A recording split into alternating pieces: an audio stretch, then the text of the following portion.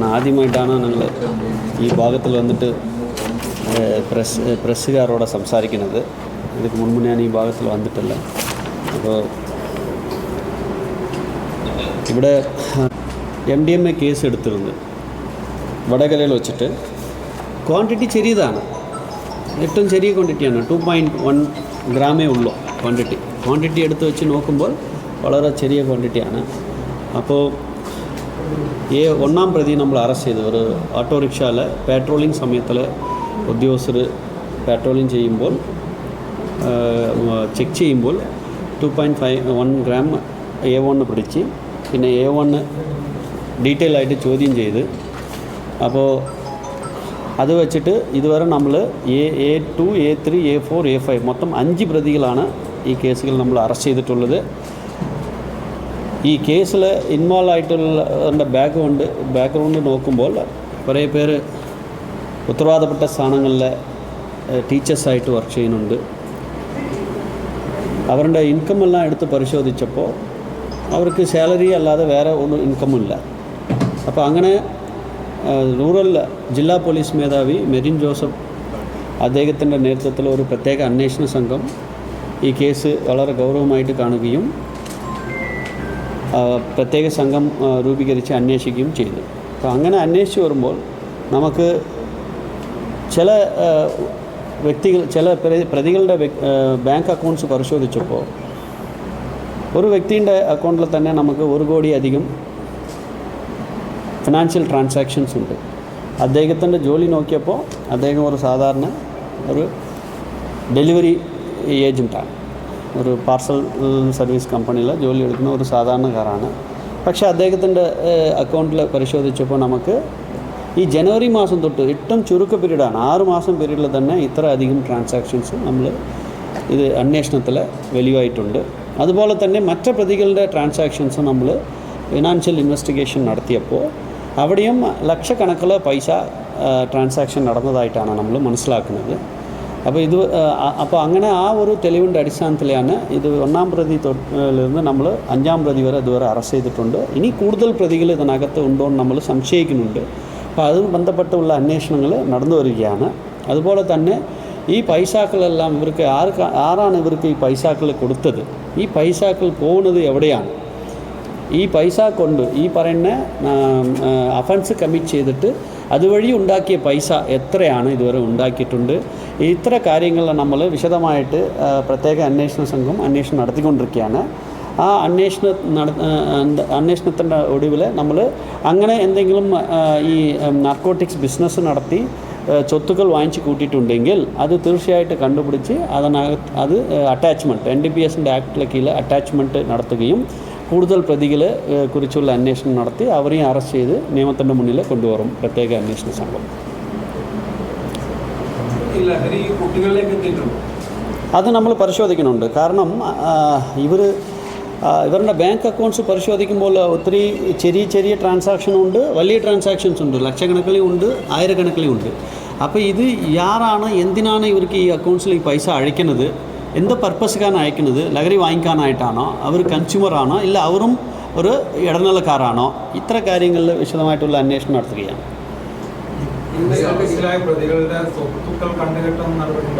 തീർച്ചയായിട്ടും അത് നിയമപ്രകാരം തന്നെ ചെയ്യും.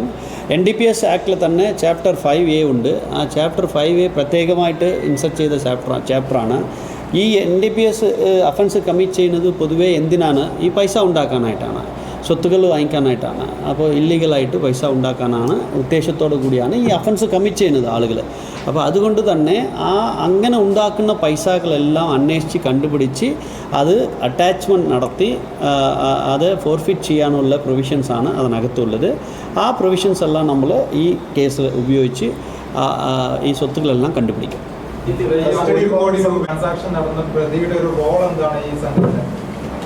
അല്ല, ആ പ്രതികളാണ് ഈ മെയിനായിട്ട് വരുന്ന ആളുകളാണ് ഇവരെല്ലാം. പൈസ ഇവരുടെ അക്കൗണ്ടിൽ വരും. പൈസ ഇവരുടെ അക്കൗണ്ടിൽ വന്നു കഴിഞ്ഞാൽ അത് വാങ്ങിച്ചിട്ട് വേറെ അക്കൗണ്ടിക്ക് വേറെ ഒരു സ്ഥലത്തിൽ നിന്ന് അവർക്ക് സാധനം ഡെലിവറി ആവും. അപ്പോൾ ഇതെല്ലാം ഒരു ഓർഗനൈസ്ഡ് ആയിട്ടാണ് ചെയ്തിരിക്കുന്നത്. അപ്പോൾ തമ്മിൽ ബന്ധം ഉണ്ടാവില്ല എല്ലാ കാര്യത്തിലും, എല്ലാ പ്രതികൾക്കും എല്ലാ കാര്യത്തിലും എല്ലാ റോളും ഉണ്ടാവില്ല. അപ്പോൾ ഈ കുറേ അക്കൗണ്ട്സ് ഓപ്പൺ ചെയ്തിട്ടുണ്ട്, അതിനകത്ത് ATM കാർഡ്സ് ഉപയോഗിച്ചിട്ടുണ്ട്. ആ ATM കാർഡ്സ് അക്കൗണ്ട് ഹോൾഡർ അല്ല ഉപയോഗിച്ചിരിക്കുന്നത്, വേറെ ആൾ ഉപയോഗിച്ചതായിട്ടാണ് ഇതുവരെ നടത്തിയിട്ടുള്ള ഇൻവെസ്റ്റിഗേഷൻ നമ്മൾ മനസ്സിലാക്കുന്നത്. അവരെല്ലാം ആരൊക്കെയാണ്, എവിടെ നിന്നാണ് ആ പൈസ വിഡ്രോ ചെയ്ത്, ആർക്ക് വേണ്ടി വിഡ്രോ ചെയ്ത്, ആർക്ക് കൊടുക്കാനായിട്ടാണ്, എവിടെ നിന്നാണ് ഈ ഡ്രഗ്സ് ശരിക്കും സപ്ലൈ ആവുന്നത്, ഇത്ര ഡീറ്റെയിൽസ് ആയിട്ട് നമുക്ക് ഇനി വരുന്ന ദിവസങ്ങളിൽ അന്വേഷണത്തിൽ മുന്നോട്ട് പോകാം.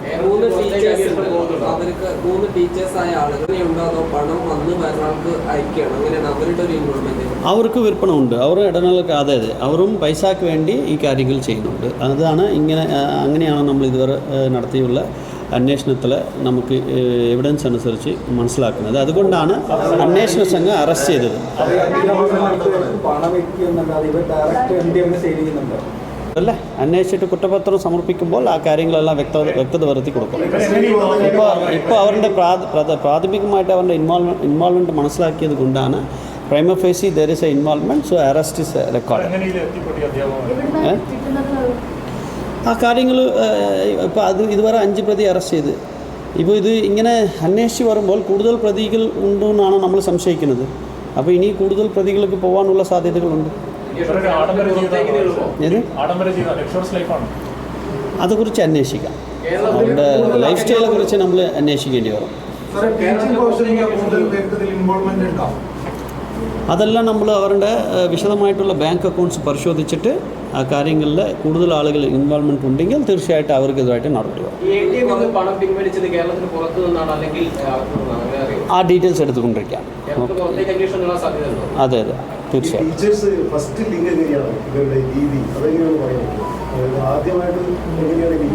ഇല്ല, നമ്മൾ അന്വേഷണം ഇതുവരെ പൂർത്തീകരിച്ചിട്ടില്ല കേട്ടോ. പ്രാഥമികമായിട്ട് ഇത്ര കാര്യങ്ങളാണ് നമുക്ക് പറയാൻ പറ്റുക. കംപ്ലീറ്റ് കാര്യങ്ങൾ അന്വേഷണം കംപ്ലീറ്റ് ആകുമ്പോഴല്ലേ ഈ കാര്യങ്ങൾക്കെല്ലാം നമ്മൾ വിശദമായിട്ട് പറയാൻ പറ്റും.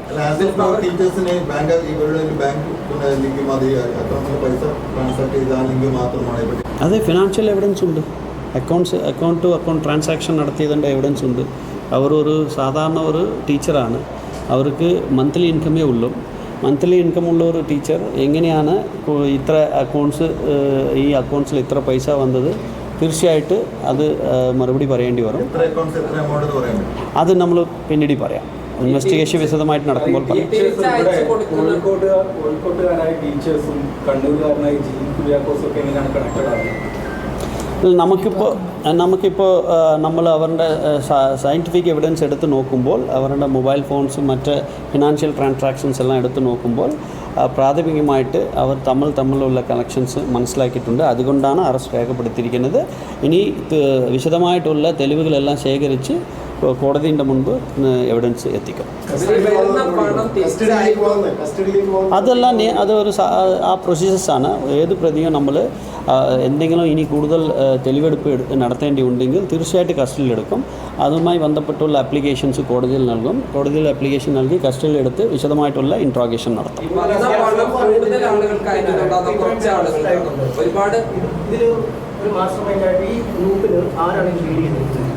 അല്ല, നമുക്ക് ഞാൻ ആദ്യം തുടക്കം തന്നെ പറഞ്ഞല്ലേ, നമ്മൾക്ക് ആദ്യം കിട്ടിയത് 2.1 ഗ്രാം സാധനമാണ് കിട്ടിയത്.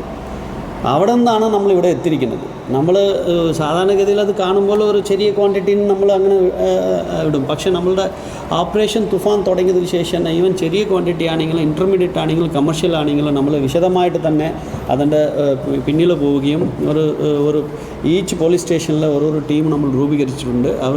അവരുടെ എല്ലാ ഫിനാൻഷ്യൽ ട്രാൻസാക്ഷൻസും അവരുടെ ഇടപെടലുകളെല്ലാം പരിശോധിക്കുകയും ചെയ്യും. അങ്ങനെ പരിശോധിച്ച് വരുമ്പോഴാണ് ഇതൊരു സാധാരണ ഒരു 2.51 ഗ്രാം സംഭവമല്ല ഇത് മനസ്സിലാക്കി.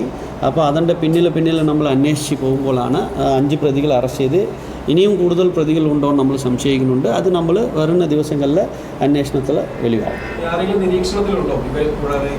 അല്ല, ആ കാര്യങ്ങൾ നമ്മളിപ്പോൾ പറയാൻ പറ്റില്ലല്ലേ. നമ്മൾ കൂടുതൽ പ്രതികളുണ്ടോ നിങ്ങൾക്ക് ആ സമയം വരുമ്പോൾ അറിയും. കാരണം ഇൻവെസ്റ്റിഗേഷൻ അവസാനിച്ചിട്ടില്ല, ഇത് പ്രൈമറി സ്റ്റേജിലാണ് ഉള്ളത് ഇൻവെസ്റ്റിഗേഷൻ. പ്രൈമറി ജൂൺ 28 കേസ് റിപ്പോർട്ടായത്. 1 മാസമേ ആയിട്ടുള്ളൂ. പക്ഷേ ഇത്ര ദൂരം നമുക്ക് വന്നിട്ടുണ്ട്. കമേഴ്ഷ്യൽ ക്വാണ്ടിറ്റി ആണതുകൊണ്ട് നമുക്ക് 180 ദിവസം അന്വേഷിക്കാനുള്ള നിയമപ്രകാരം നമുക്ക് ആ സമയമുണ്ട്. കാരണം എന്താണെന്ന് വെച്ചാൽ ഈ ഫിനാൻഷ്യൽ ഇൻവെസ്റ്റിഗേഷൻ എല്ലാം ചെയ്യണമെങ്കിൽ കുറേ സമയമെടുക്കും. കാരണം കുറേ പേരുടെ ഡീറ്റെയിൽസ് എല്ലാം പല അതോറിറ്റീസ് എടുത്തുനിന്ന് വാങ്ങിച്ച് പരിശോധിക്കേണ്ടിയുണ്ട്. അപ്പോൾ ആ ഡീറ്റെയിൽസ് എല്ലാം എടുത്ത് ശേഖരിച്ച് ഈ നമ്മൾ കൃത്യമായിട്ടുള്ള ഒരു ലിങ്കും മറ്റു എവിഡൻസും കളക്ട് ചെയ്യാൻ ഒരു സമയമെടുക്കും. ഇപ്പോൾ പ്രിലിമിനറി സ്റ്റേജിലാണ് ഇൻവെസ്റ്റിഗേഷൻ ഉള്ളത്. തീർച്ചയായിട്ടും നമ്മൾ ഇവരെ കുറിച്ച് എല്ലാ വിവരങ്ങളും ശേഖരിക്കുന്നുണ്ട്. ഇവരുടെ ലൈഫ് സ്റ്റൈൽ എങ്ങനെയാണ്, ഏത് രീതിയിലാണ് ഇവർ ലൈഫ് സ്റ്റൈൽ നടത്തുന്നത്, ഇവർക്ക് ശരിക്കുള്ള ഇൻകം എന്താണ്, ലീഗലായിട്ട് ഇവർ എന്ത് ജോലിയാണ് ചെയ്യുന്നത്, അതൊക്കെ എത്രയാണ് ഇവർക്ക് ഇൻകം കിട്ടുന്നത്, അതല്ലാതെ ഇവർക്ക് വേറെ ഇൻകം മാർഗ്ഗങ്ങളുണ്ടോ, ഇത് വെച്ചിട്ടാണ് ഈ ലൈഫ് സ്റ്റൈൽ അവർ ജീവിക്കുന്നത്. അല്ല ഇത് ഈ പറയുന്ന നാർക്കോട്ടിക്സ് ബിസിനസ് ചെയ്തിട്ട് അതെല്ലാം അവരുടെ വരുമാനം വെച്ചിട്ടാണ് ചെയ്യുന്നത്. ആ കാര്യങ്ങളെല്ലാം നമ്മളിപ്പോൾ പരിശോധിച്ചുകൊണ്ടിരിക്കുകയാണ്. കാര്യങ്ങളുള്ള കിട്ടുന്ന വിവരങ്ങളെല്ലാം നമ്മൾ ജനങ്ങളുടെ അടുത്ത് നിന്ന് കിട്ടുന്ന വിവരങ്ങളെല്ലാം നമ്മൾ പരിശോധിച്ച് നിയമ നടപടി സ്വീകരിക്കും.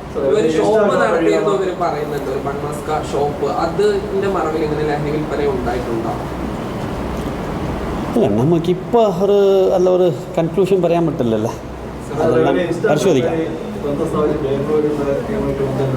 ഏത്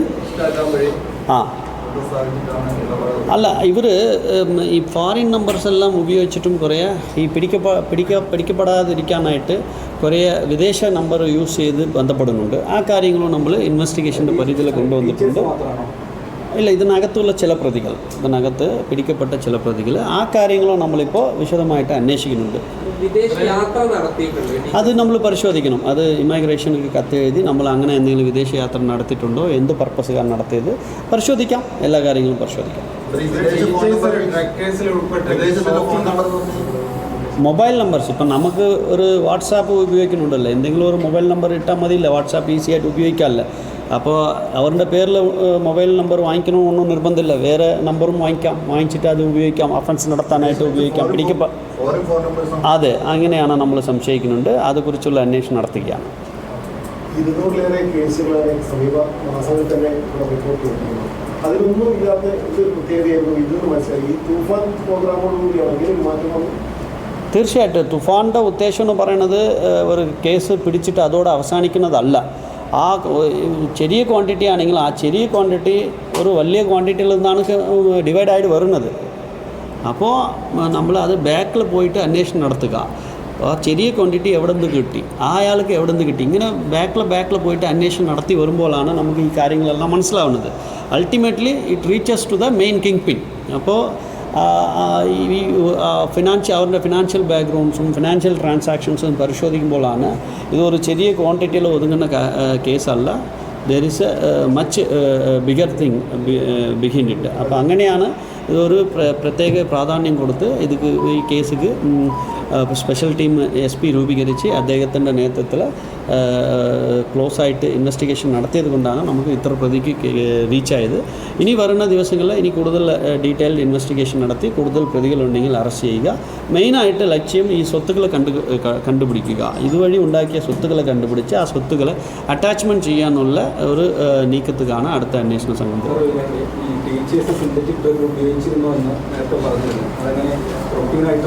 കാര്യങ്ങൾ നമുക്ക് ഇപ്പോൾ പ്രതികരിക്കാൻ പറ്റില്ല. അന്വേഷണം പൂർത്തീകരിക്കുമ്പോൾ ഉത്തരം പറയാം. ഉൾപ്പെട്ടത് ഷോക്കിംഗ് ആണെന്നാണ് CM തന്നെ പറഞ്ഞത്. ഈ അറസ്റ്റിലായ 3 ടീച്ചേഴ്സും ക്ലോസ് ഫ്രണ്ട്സും കൂടിയാണ്. അപ്പോൾ അവരുടെ ഫ്രണ്ട്സ് സർക്കിളിലെ മറ്റ് ടീച്ചേഴ്സ് ആരെങ്കിലും ഇതിൽ ഇൻവോൾവ്ഡ് ആണോ? അതെ, നമ്മൾ അന്വേഷിക്കാം അല്ലേ. ഇനി വരുന്ന ദിവസങ്ങളിൽ കൂടുതൽ അന്വേഷണം നടത്തിയിട്ട് ഇൻവോൾവ്മെൻറ്റ് ഉണ്ടോ ഇല്ലയോ എന്ന് പറയാം. നമ്മൾ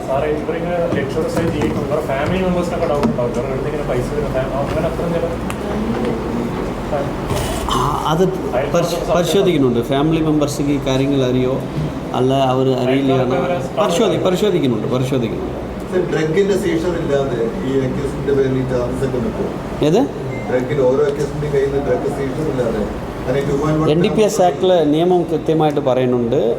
ഈ കയ്യിൽ സാധനമായിട്ട് പിടിക്കപ്പെടുമെന്ന് മാത്രമല്ല, അതുക്ക് ഫണ്ട് ചെയ്യുന്ന ആളുകൾ, ഫിനാൻസ് ചെയ്യുന്ന ആളുകൾ, പിന്നെ ഈ പൈസ എൻ്റെ പേരിൽ തന്നെ ഞാൻ സ്വത്തുക്കൾ വാങ്ങിച്ച് കുവിക്കണമെന്ന് ഒന്നും നിർബന്ധമില്ല.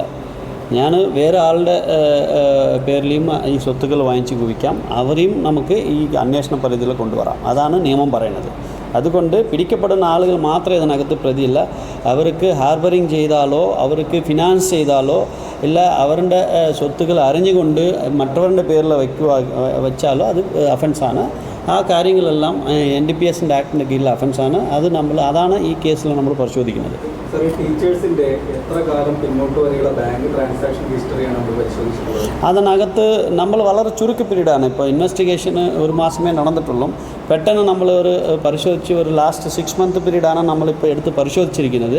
ശരിക്കും നമ്മൾ ഇത് എപ്പോഴാണ് അക്കൗണ്ട് തുടങ്ങിയത്, അപ്പോൾ തൊട്ട് എന്തൊക്കെ ട്രാൻസാക്ഷൻസ് ഉണ്ട്, എവിടെ നിന്ന് പൈസ വന്നിട്ടുണ്ട്, എവിടെയാണ് പൈസ പോയിട്ടിരിക്കുന്നത്, എന്തിനാണ് വന്നത്, എന്തിനാണ് പോയത്, ഇത്ര കാര്യങ്ങൾക്ക് ഉത്തരം വരുന്ന ദിവസങ്ങളിലുള്ള ഇൻവെസ്റ്റിഗേഷനിൽ കിട്ടും. ഇതിനു മുമ്പ് ഈ ടീച്ചർമാർക്ക് എന്തെങ്കിലും പരാതിയോ അന്വേഷണമോ എന്തെങ്കിലും നടത്തിയിട്ടുണ്ടോ? അല്ല, അങ്ങനെ നമുക്ക് ഇതുവരെ വന്നതായിട്ട് നമ്മളുടെ അറിവിലില്ല. നമ്മൾ ഇനി അന്വേഷിക്കുമ്പോൾ അങ്ങനെ എന്തെങ്കിലും ഉണ്ടോ എന്ന് പരിശോധിക്കാം. ഇവരുടെ അക്കൗണ്ടിലേക്ക് പല നിന്നും കുറച്ച് പൈസ വരുന്നു, അവർ പിന്നീട് ബൾക്ക് എമൗണ്ട് ആർക്കെങ്കിലും അയക്കുകയാണ്, എങ്ങനെയാണ്? അതെ, ചിലത് ഹ്യൂജ് ട്രാൻസാക്ഷൻസ് ഉണ്ട്. 1 lakh മുകളിൽ, ചിലത് 2 lakhs 3 lakhs വരെ ഉണ്ട്. ചിലത് 1000 രൂപ, 5000 രൂപ, 3000 രൂപ, 1500 രൂപ അങ്ങനെ വരുന്നുണ്ട്. ചിലപ്പോൾ അതെല്ലാം വാങ്ങിക്കുന്നവരായിരിക്കും. ഇതിൽ ബൾക്കായിട്ട് പോകുന്നത് ഇവർ വാങ്ങിക്കുന്ന സ്ഥലമായിരിക്കും. അത് നമ്മൾ ഇപ്പോൾ പറയാൻ പറ്റില്ല, അന്വേഷണം പൂർത്തീകരിച്ചിട്ട് പറയാം.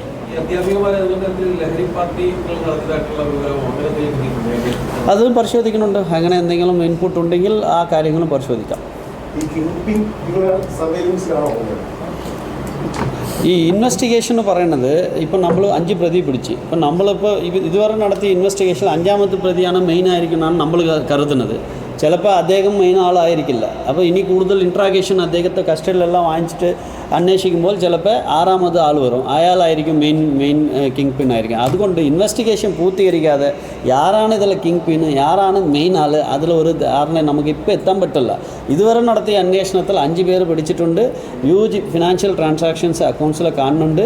ആ പൈസ എന്തിനാണ് വന്നത്, എന്തിനാണ് പോയത്, എന്തെങ്കിലും സ്വത്തുക്കൾ വാങ്ങിച്ചിട്ടുണ്ട്, ആ കാര്യങ്ങൾ പരിശോധിക്കാൻ പ്രത്യേക അന്വേഷണ സംഘം അന്വേഷിച്ചു കൊണ്ടിരിക്കുകയാണ്. ഇത്ര നമുക്ക് ഈ ഒരു സ്റ്റേജിൽ പറയാം. അതിപ്പോൾ ഇപ്പോൾ ഇതുവരെ നമുക്ക് പ്രിലിമിനറി ഇൻവെസ്റ്റിഗേഷനിൽ അടുത്ത കാലത്തിലാണ് ഈ ഒരു രീതിയിൽ അവർ പോയിരിക്കുന്നതായിട്ട് നമ്മൾ മനസ്സിലാക്കുന്നുണ്ട്. ഇനി പിന്നെ നോക്കാം. ആയിരിക്കും 1 വർഷമോ 1.5 വർഷമോ ആയിരിക്കും. ടീച്ചേഴ്സ് കുറച്ച് കാലമായി ഈ സെഫ്വാനും ഇവരെല്ലാം ഇവരുടെ ജോലി എടുത്ത് നോക്കുമ്പോൾ ഒരു മാസ ശമ്പളം വാങ്ങിക്കുന്ന ഒരു വ്യക്തികളാണ്. ആ മാസ ശമ്പളം എന്ന് പറഞ്ഞാൽ 20,000, 15,000, 25,000 ആ രീതിയിൽ മാസം ശമ്പളം വാങ്ങിക്കുന്ന ഒരു വ്യക്തികളെയാണ് ഇതുവരെ അറസ്റ്റ് ചെയ്തിരിക്കുന്നത്. പക്ഷേ ഈ മാസ ശമ്പളം വാങ്ങിക്കുന്ന വ്യക്തികളുടെ അക്കൗണ്ട്സിൽ ഹ്യൂജ് മണി വന്നിരിക്കുകയാണ്. എന്തിനാണ് ഇത് വന്നത്? ഇതാണ് ഒരു പ്രധാനപ്പെട്ട ചോദ്യം. അതാണ് നമ്മളിപ്പോൾ അന്വേഷിക്കുന്നുണ്ട്.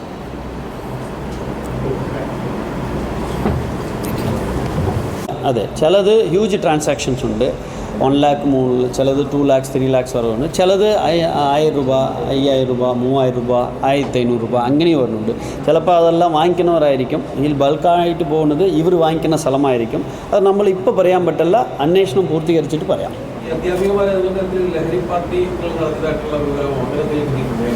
അത് പരിശോധിക്കുന്നുണ്ട്. അങ്ങനെ എന്തെങ്കിലും ഇൻപുട്ട് ഉണ്ടെങ്കിൽ ആ കാര്യങ്ങളും പരിശോധിക്കാം.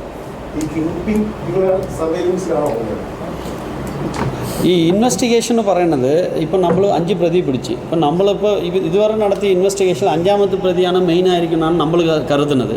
ചിലപ്പോൾ അദ്ദേഹം മെയിൻ ആളായിരിക്കില്ല. അപ്പോൾ ഇനി കൂടുതൽ ഇൻട്രാഗേഷൻ അദ്ദേഹത്തെ കസ്റ്റഡിയിലെല്ലാം വാങ്ങിച്ചിട്ട് അന്വേഷിക്കുമ്പോൾ ചിലപ്പോൾ 6ാമത് ആൾ വരും, അയാളായിരിക്കും മെയിൻ കിങ് പിൻ ആയിരിക്കും. അതുകൊണ്ട് ഇൻവെസ്റ്റിഗേഷൻ പൂർത്തീകരിക്കാതെ യാരാണ് ഇതിലെ കിങ് പിൻ, യാരാണ് മെയിൻ ആൾ, അതിലൊരു ധാരണ നമുക്ക് ഇപ്പോൾ എത്താൻ പറ്റില്ല. ഇതുവരെ നടത്തിയ അന്വേഷണത്തിൽ 5 പേര് പിടിച്ചിട്ടുണ്ട്. ഹ്യൂജ് ഫിനാൻഷ്യൽ ട്രാൻസാക്ഷൻസ് അക്കൗണ്ട്സിൽ കാണുന്നുണ്ട്. ആ പൈസ എന്തിനാണ് വന്നത്, എന്തിനാണ് പോയത്, എന്തെങ്കിലും സ്വത്തുക്കൾ വാങ്ങിച്ചിട്ടുണ്ട്, ആ കാര്യങ്ങൾ പരിശോധിക്കാൻ പ്രത്യേക അന്വേഷണ സംഘം അന്വേഷിച്ചു കൊണ്ടിരിക്കുകയാണ്. ഇത്ര നമുക്ക് ഈ ഒരു സ്റ്റേജിൽ പറയാം. അതിപ്പോൾ ഇപ്പോൾ ഇതുവരെ നമുക്ക് പ്രിലിമിനറി ഇൻവെസ്റ്റിഗേഷനിൽ അടുത്ത കാലത്തിലാണ് ഈ ഒരു രീതിയിൽ അവർ പോയിരിക്കുന്നതായിട്ട് നമ്മൾ മനസ്സിലാക്കുന്നുണ്ട്. ഇനി പിന്നെ നോക്കാം. ആയിരിക്കും 1 വർഷമോ 1.5 വർഷമോ ആയിരിക്കും. ടീച്ചേഴ്സ് കുറച്ച് കാലമായി ഈ സെഫ്വാനും ഇവരെല്ലാം ഇവരുടെ ജോലി എടുത്ത് നോക്കുമ്പോൾ ഒരു മാസ ശമ്പളം വാങ്ങിക്കുന്ന ഒരു വ്യക്തികളാണ്. മാസ ശമ്പളം എന്ന് പറഞ്ഞാൽ 20,000 15,000 25,000 ആ രീതിയിൽ മാസം ശമ്പളം വാങ്ങിക്കുന്ന ഒരു വ്യക്തികളെയാണ് ഇതുവരെ അറസ്റ്റ് ചെയ്തിരിക്കുന്നത്. പക്ഷേ ഈ മാസ ശമ്പളം വാങ്ങിക്കുന്ന വ്യക്തികളുടെ അക്കൗണ്ട്സിൽ ഹ്യൂജ് മണി വന്നിരിക്കുകയാണ്. എന്തിനാണ് ഇത് വന്നത്? ഇതാണ് ഒരു പ്രധാനപ്പെട്ട ചോദ്യം. അതാണ് നമ്മളിപ്പോൾ അന്വേഷിക്കുന്നുണ്ട്.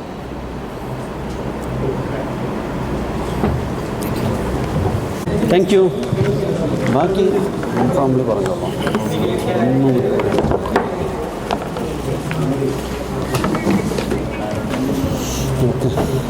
ഫാമിലി പറഞ്ഞിട്ട്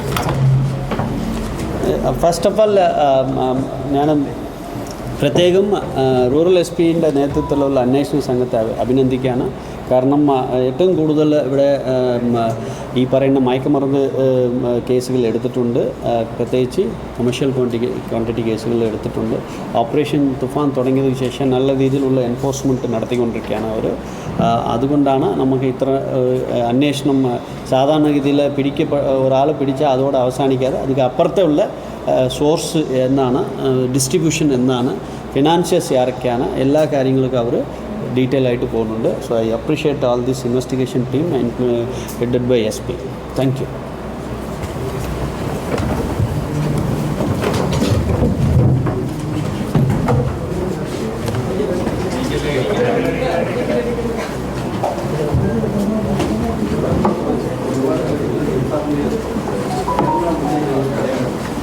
Yes.